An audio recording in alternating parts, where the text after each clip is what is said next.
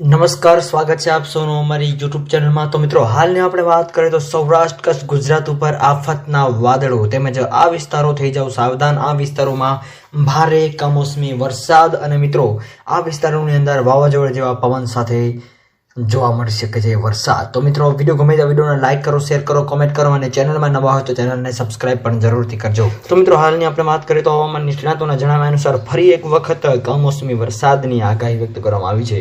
એટલે કે માવઠાને લઈને સૌથી મોટી આગાહી હાલ વ્યક્ત કરવામાં આવી રહી છે, જેની અસરના ભાગરૂપે આપણે વાત કરીએ તો મિત્રો હાલની આપણે વાત કરીએ તો ગુજરાત રાજ્યની અંદર ભર ઉનાળે મિત્રો કમોસમી વરસાદની આગાહી વ્યક્ત કરવામાં આવી છે। એવામાં આગામી 2 દિવસ સુધી આપણે વાત કરીએ તો કમોસમી વરસાદ, સતત કમોસમી વરસાદ જોવા મળી શકે છે।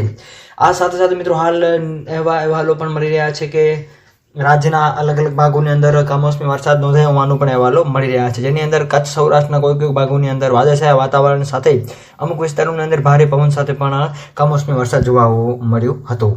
આ સાથે સાથે હવામાન વિભાગની સૌથી મોટી આગાહી અનુસાર સૌરાષ્ટ્ર કચ્છના અલગ અલગ ભાગોની અંદર આફતના વાદળો છવાશે, તેમજ અમુક વિસ્તારોની અંદર માવઠાની આગાહી પણ વ્યક્ત કરવામાં આવી રહી છે। આ ઉપરાંત મિત્રો હવામાન વિભાગની સૌથી મોટી આગાહી અનુસાર રાજકોટ, જામનગર, પોરબંદર, મોરબી, દેવભૂમિ, દ્વારકા, સુરેન્દ્રનગર અને કચ્છના અલગ અલગ ભાગોની અંદર 30 થી 40 કિલોમીટર પ્રતિ કલાકની ઝડપે પવનો ફૂંકાવાની સાથે સાથે કમોસમી વરસાદની આગાહી વ્યક્ત કરવામાં આવી રહી છે।